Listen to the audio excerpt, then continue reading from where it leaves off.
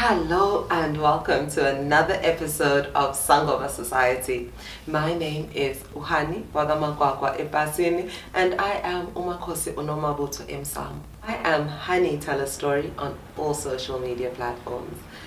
And this is Sangoma Society, where we aim to demystify all things pertaining the ancestral and African spirituality and how it affects our day-to-day lives. Now, in our most recent episode, we discussed cleansing personal spaces, and as I was recording that video, it occurred to me that there's a need for something here.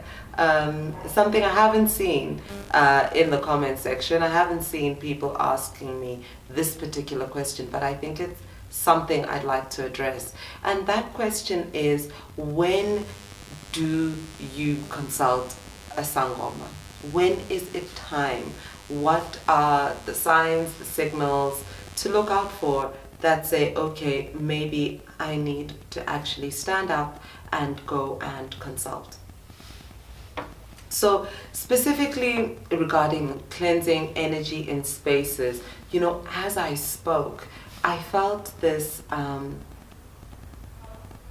wave of worry wash over me, and it pertained really to, what if I'm giving this tool to someone and it's not what they need? What if they're actually faced with something bigger than what they can do on their own, what they can confront on their own? What then? So then I thought, okay, then maybe what I need to do is actually to do a video on when it is time to consult a Sangoma. I started this channel mostly because of being guided to do so. I had no eagerness to jump in front of the camera and do what I'm doing now.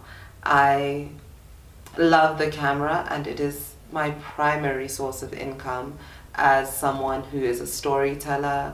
It is a tool I use in my day-to-day life. But what I realized as I was going through my journey as a person who uses social media, who is a Sangoma, is that I had a lot of questions coming through that would ask similar things of me. So I typed the same answers over and over again. And then when I started this channel, then I saw that there was this surge of people who were making bookings to consult. But it was different. It was different to the kind of clients that I had had before, because the clients that were coming through were people who had done a bit of research and maybe found me on this platform and had tried already to deal with it on their own, and were coming to me as a means of further understanding what it is that they're faced with. What I mean is that it's people who had done the work. So in this question, in this episode, which is asking the question, when is it that you consult a Sangoma? It is when you feel that you can no longer deal with your situation by yourself. It can be any situation, whether it be something to do with your health, where you feel as though this is not normal, or the doctors have tried, but they're not quite like nailing it.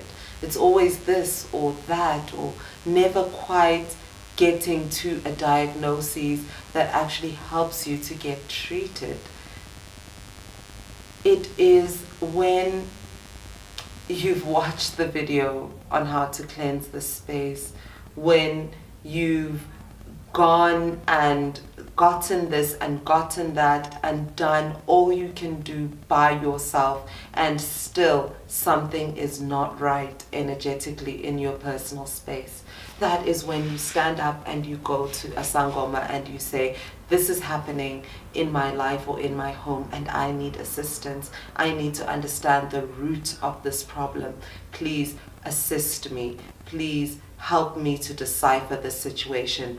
You go to a Sangoma when you cannot find the pattern of your dreams by yourself, or where you suspect that you may be understanding what something is and you're trying to follow the messages that you're receiving, but you feel as though perhaps you're in the dark somewhat. Perhaps you need more clarity than what you're able to glean off Google or from your intuition.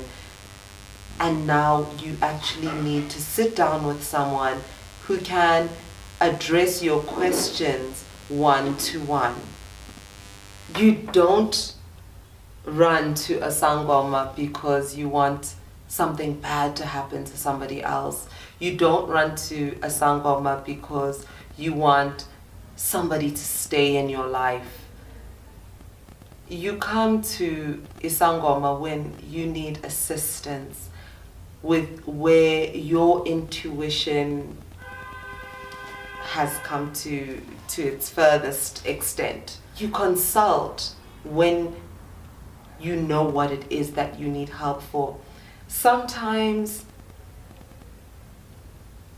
you know that you need help, but you just don't know what it is, and you try to do the work, you try to do the journaling, you try to sit with the feelings, you try to meditate on it, pray on it, you try ukuphahla, but you don't get any clarity from your efforts. In that scenario, then yes, by all means, do consult, do seek clarity, do go and say, okay, I don't know what it is exactly, but something isn't right. Can you help me in this regard?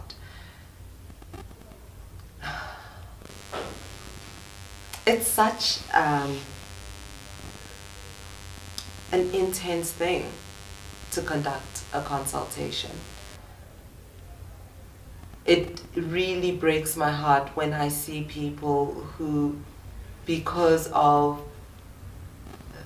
current technology and the nature in which it makes healers accessible, simply begin to think that they could just run from one healer to the next and consult here, consult there, see what this one says, take notes and compare with that one. It doesn't work like that. It doesn't work like that.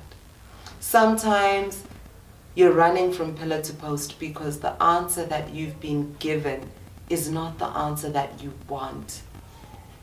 That's fine. Sit with the answer that you don't want. Cry over it. Weep. Phahla, light your candles, burn impepho, and weep to your ancestors. But don't run from pillar to post, from one Sangoma to the next. And the reason why I advise against that is this. Isangoma is a person who is a medium conducting a conversation between yourself and your ancestors. You come in, we call your ancestors forward, we say this is what the ancestors are saying, you say your piece, they say their piece, you say your piece, and we try to be an intermediary. And in this process, some of the things that are revealed to you are very, very deep secrets within your family, within your bloodline.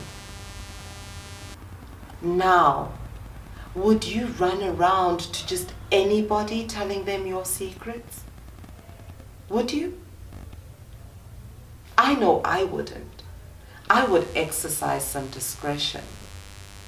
It's for this reason that I say don't run from one Sangoma to the next looking for the answer that you want. Sometimes, yeah, you know, you come into a space and Isangoma simemeza abagini, and then abagini will only give them this. And that's all they want to give. It's their story. They are not obligated to giving you information they don't feel you're ready for. Do you understand me? Maybe the Sangoma, then you ask this question and then the Sangoma goes off on a tangent explaining a completely different thing. And then comes all the way back around and says that thing is exactly what's causing this situation. And you don't like that. So you want somebody else to tell you a story about how it's not your procrastination, or it's not your self-doubt, or it's not your relationship with your parents. You want somebody to tell you that it's your neighbor across the street, or your colleague at work, or this or that, so that you can feel better, so that you can, I don't know, escape accountability? Is that it? Is that why people run from one healer to another, hoping that they get the answer that fits them better? Is it? I don't know. I don't run from one healer to another personally. When we consult, we expect Sangoma to walk in the place between the veil and the here and now and the hereafter. To go and fetch messages and fetch ancestral secrets and fetch ancestral guidance on our behalf. To see that which we cannot see, because they have a perspective and a vantage point that we do not have. That is what we do when we go out of our homes to go and consult emsamo walomunye umuntu. That is no small thing. So for that reason, I ask that if you intend to consult with someone, set your intention before you leave. Honestly, out of respect for your ancestors, that you don't just drag them to wherever. Start by consulting with them about where it is that you intend to go. And maybe they'll give you a green light, or maybe they'll give you something you read as a red light. Whatever it is, ask. Ask. Ask before you go.